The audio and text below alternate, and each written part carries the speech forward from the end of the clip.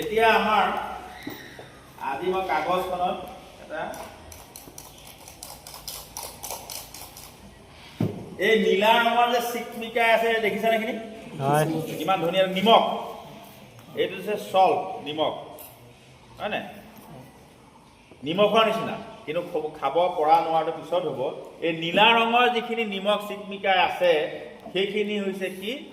Blue ভিট্ৰল বা copper sulphate. বুজিছানে? এই নীলা ৰংটো, এই নীলা ৰঙৰ এই আমাৰ যিখিনি আছে স্ফটিক বুলি কয়, ক্ৰিষ্টেল স্ফটিক। আমি পাইছোঁ নহয় আমাৰ যিবিলাক স্ফটিক কোনবিলাক যাৰ দানা আছে, দানা আছে, নিজৰ মানে আকাৰ আছে, সেইবিলাক স্ফটিক বুলি কোৱা হয়। এই নীলা ৰঙৰ আমি কপাৰ ছালফেটখিনি ইয়াত পানীত মিহলি কৰিলোঁ। মিহলি কৰাৰ পিছত যিটো দ্ৰৱ পালোঁ বা চলিউশ্যন পালোঁ, সেই চলিউশ্যনটো কি বুলি কোৱা হয়? সমসত্ব হয়নে? বা আমি সংপৃক্ত মানে কি হ'ল, যাতে আৰু ইয়াত যিমানখিনি দ্ৰৱণীয়তা আছে, এই পানীখিনিত যিমানখিনি কপাৰ ছালফেট দ্ৰৱীভূত হ'ব সিমানখিনিলৈকে দ্ৰৱীভূত হ'ল, তাতকৈ আৰু দ্ৰৱীভূত নহয়। যদি দ্ৰৱীভূত বেছিকৈ থাকি কি হ'লহেঁতেন, তলত গেট পৰিলহেঁতেন, তেতিয়া কি হ'ল? অসংপৃক্ত বুলি ক'ল। আৰু সমসত্ব বুলি কিয় কোৱা হ'ল? যে সংযুতি, যে এই গিলাচত থকা ওপৰৰ পৰা তলৰ পৰা মাজৰ সকলো জেগাতে ইয়াৰ নীলা ৰংটো বা ইয়াৰ যিটো চৰিত্ৰটো কপাৰ ছালফেটৰ সকলোতে সমানে বিয়পি আছে। এটা সংযুতিটো কি ইয়াৰ একে হয়নে? একে। এতিয়া এই যে কপাৰ ছালফেট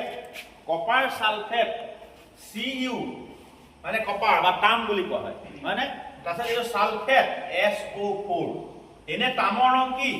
তাম বৰণীয়া। আমি জানো তাম বৰণীয়া, ক'বই নালাগে। ইহঁতৰ দুইটা যেতিয়া আমাৰ একেলগ হৈ গ'ল, ইয়াৰ হৈ গ'ল কালাৰটো কি হৈ গ'ল? নীলা। কাৰণ ইয়াত আৰু এটা কথা আছে, ইয়াত 5H2O 5টা পানী অণু আছে কাৰণেহে ইয়াৰ ৰংটো নীলা। সেইটো আমি পৰীক্ষা কৰিম যে এই 5টা পানী অণু আছে, এই 5টা পানী অণু কেনেকৈ আছে? ছাৰ আমিতো ইয়াত পানী দেখা নাই। লৱণবিলাকত পানী থাকে, সেই পানী থকাটো প্ৰমাণ কৰিবৰ কাৰণে আমি এইটো পৰীক্ষা এটা কৰি চাব পাৰোঁ। পৰীক্ষাটো কেনেকৈ? যদি কপাৰ ছালফেটৰ এই যে আমি এইখিনি ল'লোঁ, এইখিনি লৱণখিনি, এইখিনি চামুচ এখনত লৈ যদি আমি গৰম কৰি দিওঁ কি হ'ব আমি চাব পাৰিম। মই কৈ দিওঁ কি হ'ব, আমি গৰম কৰি চাম অলপ পিছত। চামুচ এখনত ল'ম, লৈ পেলাই গৰম কৰি চাম। গৰম কৰিলে কি হ'ব? নীলা ৰংটো থাকিব নে নাথাকিব? যে অকল কপাৰ ছালফেটৰ ৰংটো নীলা হয় নেকি, নে এই 5H2O থকাৰ কাৰণে, মানে লৱণত পানী থকাৰ কাৰণেহে নীলা হয়? সেইটো জনা কথা, জানিবলৈ কথা। সেইটো গম পালোঁ, সেইটো পৰীক্ষা এটা কৰিম। নেক্সট তাৰোপৰি এটা পৰীক্ষা আমি কৰি চাব লাগে যে এই কপাৰ ছালফেটত আমি এইটো দ্ৰৱণটো হ'ল নহয়, ইয়াত আমি লুৰ গজাল, চিকচিকীয়া গজাল আমি লৈ আহিছোঁ হয়নে? এই গজাল বুলি ক'লে কি হ'ব? গজালৰ কি? Fe মানে আইৰণ। গজাল, লু, দা, কটাৰী চব আমাৰ আইৰণ। আমি মামৰে নধৰা চিকচিকীয়া নতুন গজাল দুটা আনিছোঁ, ঠিক আছে? আৰু ইয়াৰ হৈ গ'ল কি হ'ল? সংকেতটো কি হ'ব? Fe, আইৰণ হয় না? আইৰণ, লুৰ গজাল। এই লুৰ গজাল কেইটা, এই দুটা আমি এই কপাৰ ছালফেটৰ দ্ৰৱত ভৰাই দিলোঁ। ভৰাই দিয়াৰ পিছত আমি অলপ সময় 5 মিনিট, 10 মিনিট, 15 মিনিট যোৱাৰ পিছত আমি কি লক্ষ্য কৰিম, কি দেখিম, সেইটো চাইহে ক'ম। কাৰণ মই যদি কৈ দিওঁ কি হ'ব, তেতিয়া কি হ'ব? পৰীক্ষাটোৰ মুখস্থৰ নিচিনাই হ'ব।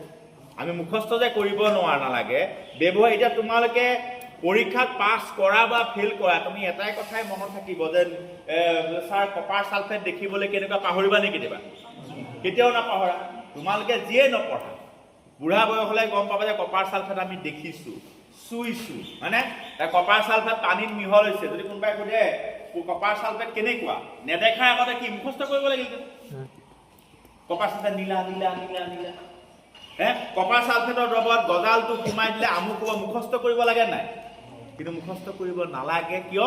যদিহে আমি প্ৰেক্টিকেলটো আৰম্ভ হ'লেই বিক্ৰিয়া, এইটো কি আৰম্ভ হৈছে? আমি মুখস্থ কৰোঁ, ৰাসায়নিক বিক্ৰিয়া কাক বোলে, বিক্ৰিয়া কেই প্ৰকাৰৰ, কি কি, প্ৰতিস্থাপন বিক্ৰিয়া বা অপসাৰণ বিক্ৰিয়া, দ্বি অপসাৰণ বিক্ৰিয়া, ৰেডক্স বিক্ৰিয়া, কৰোঁ নকৰোঁ? এইটোত কি বিক্ৰিয়া হ'ব?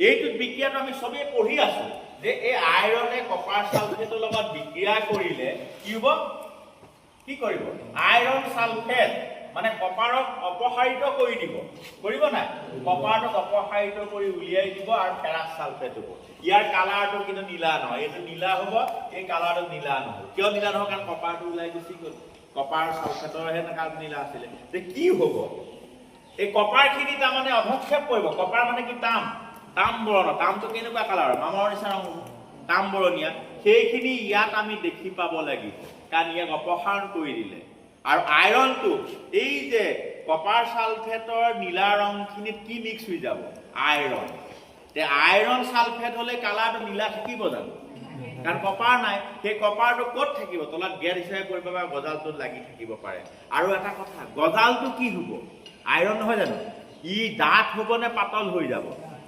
পাতল হৈ যাব কাৰেক্ট এটা আমি অনুমানিক কৰিছো এইটো থিওৰিটিকেল কিয় পাতল হ'ব কাৰণ গজালৰ পৰা আইৰণখিনি ক'লে যাব এতিয়া দ্ৰৱ পানীখিনিলে ছালফেটলৈ যাব ছালফেটৰ বিক্ৰিয়া হ'ব ইয়াত দ্ৰৱখিনিলে যাব নাযাব আৰু দ্ৰৱখিনিত থকা কপাৰখিনি ক'লে যাব অধক্ষেপ কৰিব গেট হিচাপে পৰি ওলাই যাব তে গজালটো লাহে লাহে কি হৈ যাব পাতল হৈ যাব কাৰণ আইৰণখিনি আইৰণ ছালফাইড হৈ গ'ল আৰু আইৰণৰ কালাৰটো কৰিবলৈ কপাৰ হিচাপে বেলেগকৈ পৰিব হা সেই বিক্ৰিয়াটোৰ কাৰণে আমি অলপ সময় ৰখিব লাগিব আৰম্ভ হৈছে লাহে লাহে বেছিকৈ হ'লে আমি গম পাম কথাটো কেনেকুৱা কালাৰটো গম পাম আধা ঘণ্টামান থাকক এইটো ঠিক আছে এতিয়া আমি আমাৰ আধা ঘণ্টামান হ'ল ন আধা ঘণ্টামান হ'ল 30 মিনিটমান হ'ল আমি অথনিয়ে আমি নতুন গজাল ইয়াত ভৰাই ৰাখিছোঁ ন ক'ত ৰাখিছোঁ কপাৰ ছালফেটৰ এতিয়া আমি কালাৰটো আগৰ নিচিনা নীলা আছেনে অলপ অলপ ধোঁৱা বৰণে কিবা দেখিছোঁ তলত গেট পৰিছে দেখিছেনে অলপ অলপ আৰু এই গজালবিলাকত চাবাচোন দেই গজালবিলাক চাবাচোন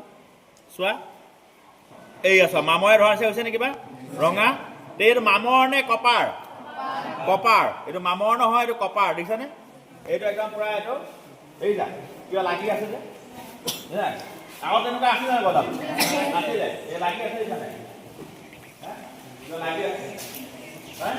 লাগি থকাখিনি কি কপাৰ লাগি থকা কপাৰ বুলি কেনেকৈ গম পাম আমি এই লাগি যে আছে এইখিনি কপাৰ বুলি কেনেকৈ গম পাম চুইছা অকণমান চুইছা তোৰ হাতৰ ৰঙা ৰঙা দেখিব হয় আহিছে হে এমটি চাব লাগিব চুইছা অকণমান চুইছা ইহঁতৰ চাব মামৰ দেখিছানে কিন্তু মামৰ নহয় এইটো কি কপাৰ এই কপাৰখিনি ক'ত আছিলে অঁ এই হাতত এনেকৈ মোহাই দিয়াটো এনেকৈ দেখা লওক কেমেৰা দেখা এই হাতত এনেকৈ ইয়াত দেখা এই আছে এয়া এটা কপাৰ হা এই গোটেই গজাল চা কেনেকুৱা হৈ গৈছে হয় নাই তে ইয়াৰ কালাৰটো সলনি হৈ গৈছে এই আছে এই কেনেকুৱা হৈছে দেখিছেনে আৰু গজালটো পাতলা হৈ গ'ল চা পাতলা হৈ গ'ল নাই পূৰা মিহি হৈ গৈছে হয় নহয় তো এইটো হৈছে কপাৰ এয়া আৰু গজালটো আগতকৈ পাতলা হৈ গৈছে নাই মিহি হৈ গৈছে এয়া তো ইয়াৰ তলতো পৰিছে অধক্ষেপ তলত পৰিছে এইফালে দেখাওঁ এয়া এইখিনি কপাৰ আৰু গজালটো মিহি হৈ গ'ল আগতকৈ হয় নাই এইখিনি কপাৰ এইখিনি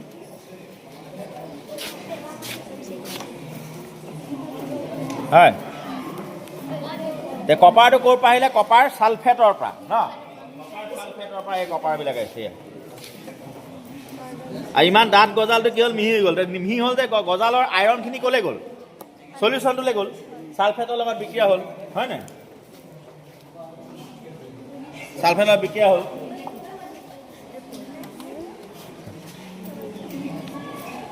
তাম বৰণীয়া কিছুমান হেৰি আছে হয়নে এয়া মিহি হৈ গ'ল গজাল চা আগতে কিমান ডাঠ আছিলে এতিয়া মিহি গ'ল ক'ত গ'ল ইয়াৰ গজাল এইটো এতিয়া যদি মই যদি কওঁ তহঁতৰ এই গজালটো শুনচোন এই গজালটো যদি কপাৰ ছালফেটত দিয়েই থয় এটা সময়ত গজাল থাকিব জানো নাইকিয়া হৈ যাব ক'ত নাইকিয়া কপাৰ গোটেইখিনি আইৰণ মিলি যাব খালি তই কি দি থাকিব তাত কপাৰ ছালফেট অলপ মিহলাই থাকিব লাগিব মিহলাই থাকিলে কি হ'ব এটা সময়ত দেখিবি গজালটো কি হ'ল নাইকিয়া হৈ মানে বিক্ৰিয়া কৰি চব ইয়ালৈ গুচি যাব আৰু তাত থকা কপাৰত থকা ইয়াত থকা হেৰিখিনি বেলেগ হৈ যাব কালাৰটো কি হ'ল লাহে লাহে নীলা কালাৰৰ গাঢ়তাটো কমি আহি আছে এইটোৱে কি হ'ল ছোৱালী ঘৰত আছে কি এইটো অপসাৰণ বিক্ৰিয়া বুলি কয় কোনে কাক অপসাৰিত কৰিছে আইৰণে কপাৰ ছালফেটৰ পৰা কপাৰটো অপসাৰিত কৰিব। ক্লিয়াৰ হ'ল?